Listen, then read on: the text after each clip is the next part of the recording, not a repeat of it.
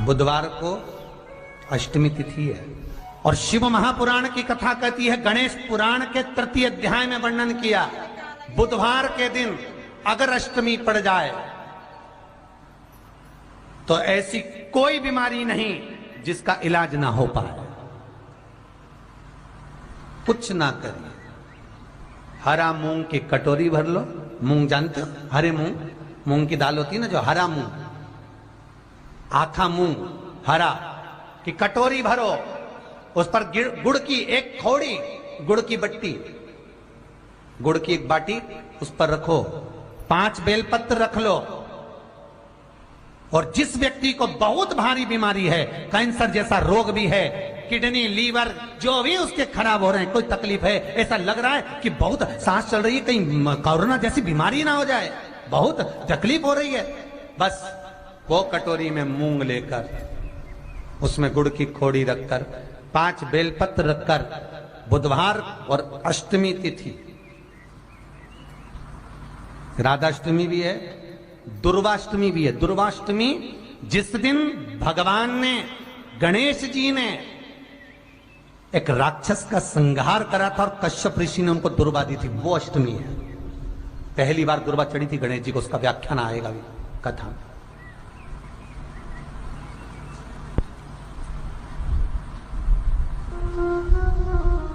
मूंग कटोरी में भरकर, गुड़ की खोड़ी रखकर, गुड़ की भट्टी, 5 बेलपत्र, जिसको बहुत बीमारी हो, दमा, श्वास, किडनी आदि का आदि बहुत बीमारी हो, 21 बार शरीर पर से उतार कर महाराज सीधे हाथ में रखकर, नाम गोत्र खुद का बोलकर और भगवान से, गणेश जी से विनती कर कर, अष्टमी तिथि के दिन, बुधवार के दिन जो भी आ रही है, बहुत समय के बाद पड़ रही है, उस दिन उस कटोरी नहीं लेना, पुरानी कटोरी नहीं लेना, कोई कटोरी घर में नहीं हो, नई कटोरी, और उसको गणेश जी के मंदिर में पहुंचा दीजिए। गणेश जी के मंदिर में पहुंचाएं, गणेश जी के मंदिर में पंडित जी भी बैठे रहें, हाथ में मत देना उस कटोरी को, भले दरवाजे पर, चौखट पर, गणेश जी के राइट हैंड की ओर, आपका उल्टा हाथ होगा, गणेश जी का सीधा हाथ होगा, तो गणेश जी का जो राइट हैंड हो, दर्शन करते समय सीधा हाथ इधर आएगा, उस हाथ के वहीं पर, अर्थात जमीन पे ही रख देना, पर रखना भूमि पर ही। महाराज कैसी भी बीमारी होगी, अगर चलने में भी तकलीफ हो रही होगी, तो अष्टमी को कर कर देखना, 11 या 12 तक आपको अंतर मालूम पड़ जाएगा। ये अष्टमी कोई साधारण नहीं आ रही, बुधवार को भगवान के पूर्ण सुख देने वाली, आनंद देने। अष्टमी बहुत सुंदर दिवस है, बहुत बहुत बधाइयां महाराज। वो दुर्गा कोई साधारण नहीं है, वो दुर्गा कोई सहज नहीं है महाराज। शिव पंचायत में माता दुर्गा भवानी के बैठने के कुछ कारण और है। पशुपति व्रत में पहला दिया, जो 5 दिए लगाए जाते हैं, उसमें पहला किसका है? जम के बोलो जरा, मां दुर्गा। दूसरा दीप पशुपति व्रत में जो दूसरे नंबर का दिया लगाया जाता है, वो दीप हमारे कुल देवी, कुल देवता, पितृदेव, आहुत देव, वासुक देव, जो भी आपके घर के देवी देवता हैं, उसके निमित्तार्थ लगाया जाता है। दूसरा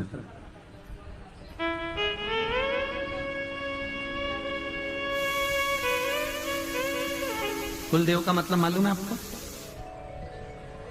जम के बोलिए जरा, कुल देव का मतलब मालूम है? कुल देवी या कुल देवता का मतलब, कुल देवी और देवता का मतलब होता है जिस देवता से या जिस देवी से आपका अधिक स्नेह जुड़ा हुआ हो, वो कुल देवी या कुल देवता कहलाते हैं, जिससे आपका स्नेह जुड़ा,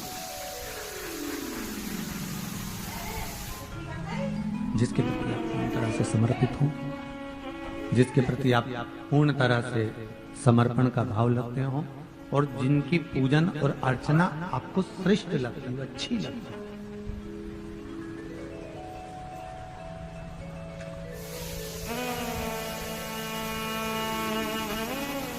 क्या काम है कुल देवी देवता का? घर में 3 तरह के तुलसी के क्यारे होते हैं। पहला चौकोर, दूसरा षडाकृति का, 6 षडाकृति कमल के फूल जैसा 6 आकृति होती है। तीसरा गोल।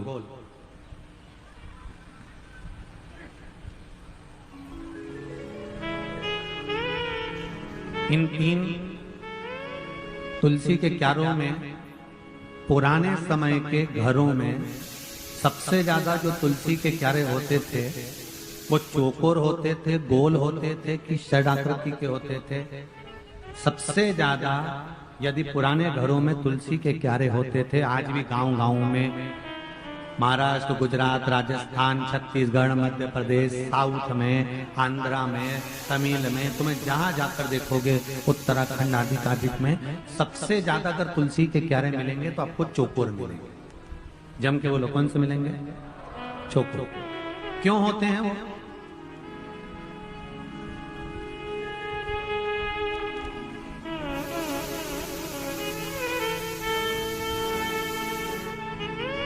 किस लिए? क्या कारण होता है चौकोर तुलसी के क्यारे?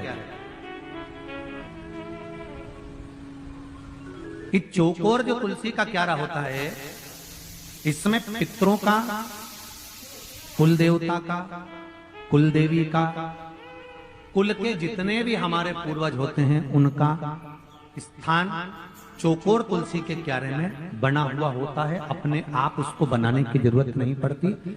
जब हम तुलसी के क्यारे में दिया लगाते हैं, तुलसी के क्यारे के पास में दीपक रखते हैं, तो वो दिया केवल तुलसी को नहीं लगता, कुल देवी देवता, पितृदेव, आहुदेव, वासुदेव सबको। अब जरा देखिए हमारा सनातन धर्म देखिए कितना प्रबल होगा। एक चौकोर तुलसी के क्यारे से किस किस चीज की फल की प्राप्ति हो सकती है, यहां तक स्कंद पुराण कहती है हमारे।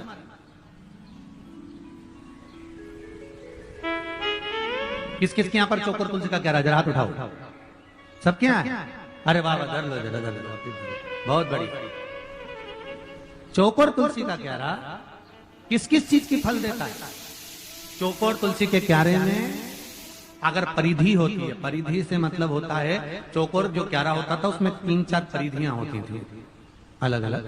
तो उसमें नीचे से फैला होता था, फिर अंदर से सकड़ा होता था, फिर चौड़ा होता था, फिर सकड़ा होता था, फिर ऊपर जाके चौड़ा हो जाता था। तो तुलसी का जो क्यारा होता था उसमें कुल देवी, कुल देवता, पितृदेव, आहुदेव, वासुदेव और तुलसा महारानी का उसमें स्थान होता है। क्या फल देता है कुल देवी देवता? क्या फल देते हैं? चौकोर तुलसी का क्यारा क्या फल देता है? तो कुल देवी, कुल देवता का क्या काम है? तो उनका एक काम है वंश की वृद्धि करना। इसलिए चौकोर तुलसी का क्यारा वंश की वृद्धि करता है, वंश बढ़ाता है।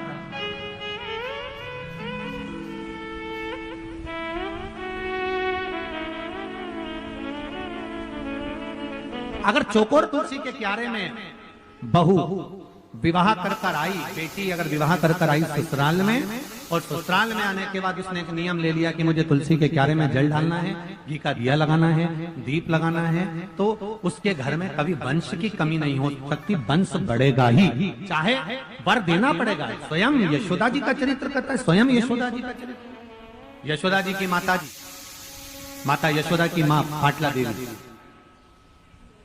और पाटला देवी ने अपनी बेटी यशोदा को कहा, पुत्री मुझे एक संत ने यमुना जी के घाट पर कहा है कि तू ब्राह्मणों का भोजन तुलसी के क्यारे के नीचे कर,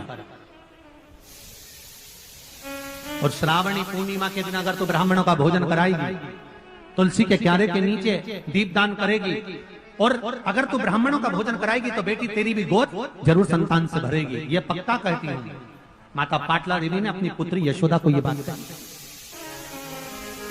चौकोर तुलसी का क्यारा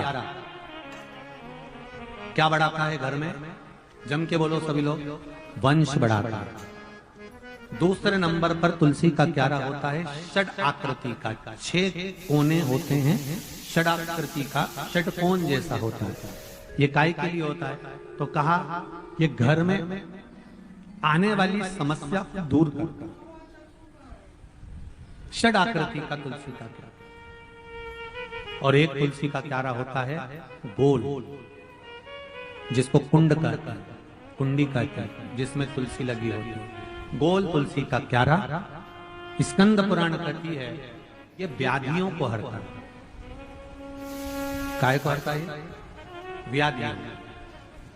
जिसके घर में गोल तुलसी का क्यारा होता है, घर में अगर अनहोनी होने वाली होती है तो 2 दिन पहले, 4 दिन पहले, 6 दिन पहले, 8 दिन पहले ऐसा हृदय में महसूस होना चालू हो जाता है कि कुछ होने वाला है। जिस की यहाँ पर गोल तुलसी के क्यारे होंगे उसको इस चीज का अंदाजा होगा कि उसके घर में कहीं ना कहीं उसको भान होने लगता है कि कुछ होने वाला है, कुछ ऐसा घटने वाला है, कुछ ऐसा होने वाला है। उसको भान हो जाता है, उसको स्मरण हो जाता है। अब उसको लगता है कि ये कैसे मालूम पड़ता होगा, कैसे मालूम हो जाता होगा कि कुछ घटना घटने वाली है, कुछ होने वाला है। तो वो गोल जो तुलसी का क्यारा, वो व्याधि को,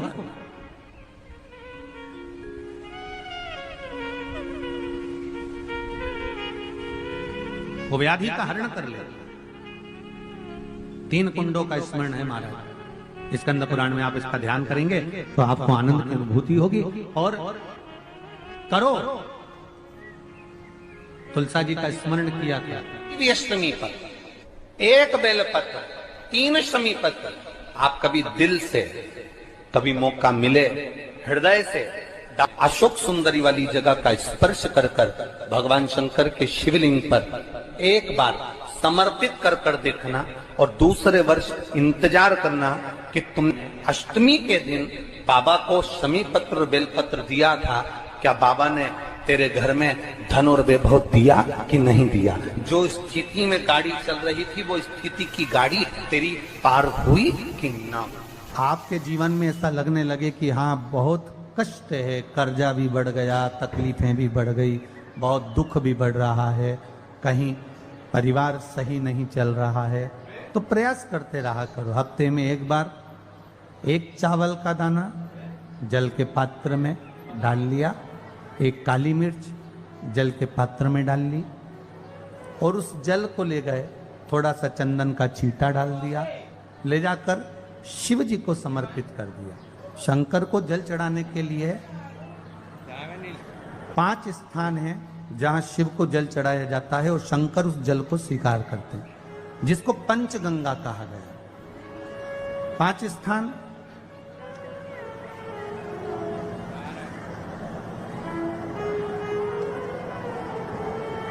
अच्छे से समझ लीजिएगा। जब भी शिव मंदिर में जाएं तो ये 5 स्थान शिव को जल चढ़ाने के लिए ये रखा है। शिवलिंग, गोल जलाधारी, ये चरण जहां से पानी नीचे की ओर जाता है। शंकर भगवान के 13 बच्चे हैं, 13 की 13 बच्चे, शिव जी का संपूर्ण परिवार, 33 कोटि देवता, 64 योगनियां, सब शिवलिंग के आसपास में। आप शंकर जी के मंदिर में जाकर ये कभी ना विचार करना कि पार्वती जी को ढूंढना पड़ेगा, या गणेश जी को ढूंढना पड़ेगा, या कार्तिकेय जी को ढूंढना पड़ेगा, या भैरव को ढूंढना पड़ेगा। हमें शंकर के मंदिर में जाकर किसी देवता को ढूंढने की जरूरत नहीं है। जहां शंकर भगवान का शिवलिंग रखा हुआ है वो माता जी का हस्तकमल है, माता पार्वती जी का स्थान है। जहां शिवलिंग रखा है वो शंकर भगवान है। जहां जलाधारी है, उस जलाधारी के पास में जहां पानी बहता है, बीच में अशोक सुंदरी का स्थान है। जहां से पानी बह रहा है उसका राइट भाग, वहां गणेश जी का स्थान है, लेफ्ट भाग कार्तिकेय जी का स्थान है। शंकर भगवान के ऊपर जो जल गिर रहा है वो शंकर भगवान की 5 लड़कियां, जया, विषहरा, शामलीबारी, दौतली, देव, ये शंकर जी की 5 बेटियां ऊपर हैं। जहां से पानी बहकर उस निकासी से, जहां नाली बनी रहती है, पानी जहां से निकलकर बाहर मंदिर के जा रहा है वो 33 कोटि देवताओं का स्थान है। इसलिए सारे मंदिरों की परिक्रमा हो सकती है, पर शंकर जी के मंदिर की परिक्रमा नहीं करते, क्योंकि वो जल जो जा रहा है वो 33 कोटि देवताओं का स्थान है, उसको हम लांग नहीं सकते। वो स्थान जल चढ़ाते समय आप इसका स्मरण रखें। पानी का जब पात्र लेकर जाते हैं मंदिर के अंदर, सबसे पहले शिव जी का जो जलाधारी है उसमें राइट भाग पर अपनी मनोकामना कर कर जल चढ़ाएं, फिर लेफ्ट भाग में चढ़ाएं रोग मुक्ति के लिए। अशोक सुंदरी की जगह पर चढ़ाएं, ये तीसरा स्थान। चौथा स्थान माता पार्वती जी का जो कटी भाग है जहां पर शिवलिंग रखा हुआ है उस भाग पर जल चढ़ाएं, चौथा भाग। पांचवा भाग शंकर जी के ऊपर चढ़ाएं। ये 5 जगह पर जल क्रमवाइज चढ़ाएं। आप लोग जाते हो डायरेक्ट जाकर शंकर जी पे जल उंडेल करा जाते हो, सीधे गए और शिव जी पे जाकर आपने जल चढ़ा दिया। हमारे यहाँ शास्त्र कहता है जैसे अपन देवताओं की पूजन करते हैं तो पंडित जी सबसे पहले पूजन किसकी कराते हैं? जम के बोलो जरा, गणेश जी की। गणेश जी के बाद पूजन कराते कराते कराते कराते कराते कराते आगे के सारे देवता कराते कराते कराते कराते फिर जन पर पहुंचते हैं। आप डायरेक्ट मूल पूजन कराते कराते कराते कराते कराते कराते आगे के सारे देवता कराते कराते कराते कराते फिर मूल पूजन पर पहुंचते हैं। आप डायरेक्ट मूल पूजन पे पहुंच जाते हो।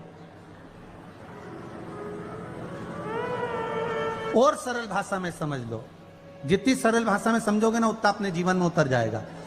इस छत के ऊपर आपको चढ़ना है, निशानी रखी है,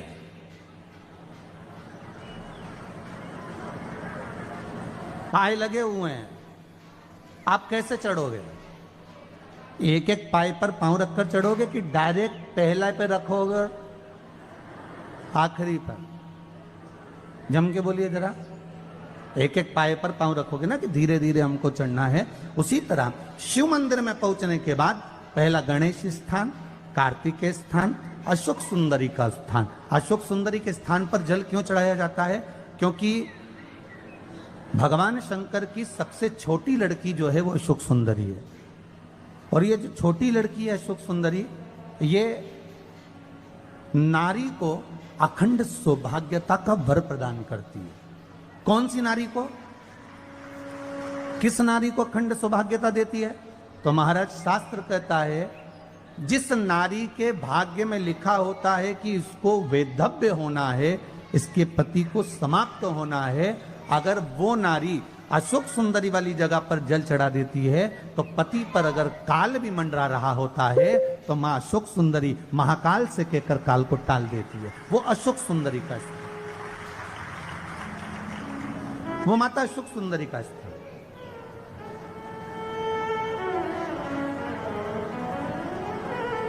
जल चढ़ाने का एक नियम है। यहां जल चढ़ाया, फिर कार्तिकेय बाबा को चढ़ाया, फिर अशोक सुंदरी को चढ़ाया, फिर कटी भाग पर। ये कटी भाग बड़ा विशेष भाग है महाराज, बहुत बहुत ध्यान दीजिएगा। जिस पति और पत्नी में विवाद होकर अदालत तक बात पहुंच गई हो और तलाक तक की नौबत आ रही हो, महाराज उनको जोड़ने के लिए ये कटी भाग मूल होता है। कौन सा कटी भाग? जहां पर शिवलिंग रखा है, जहां शिवलिंग रखा है ये कटी भाग मूल होता है। कहते हैं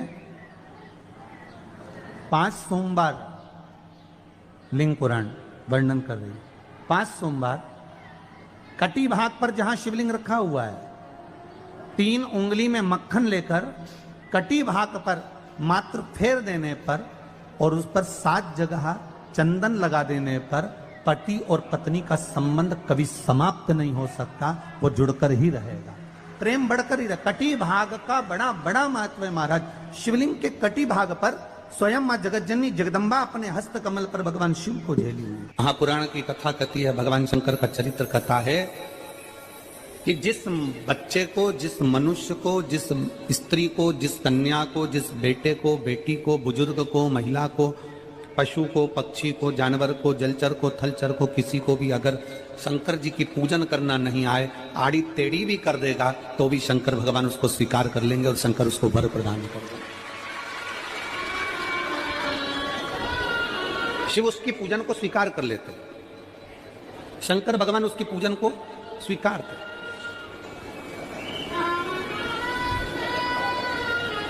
कोई दुनिया में आकर तुमसे कह देना कि मैं बहुत बड़ा मैं इतना विद्वान हूं कि मैं भगवान की पूजन सबसे अच्छी करता हूं। अगर कोई तुमसे आकर कह दे कि मैं सबसे ज्यादा विद्वान हूं, शंकर जी का अभिषेक मैं बहुत अच्छे से करता हूं, कोई तुमसे आकर कह दे कि मेरी पूजन में कोई कमी नहीं रहती, मैं इतनी अच्छी पूजन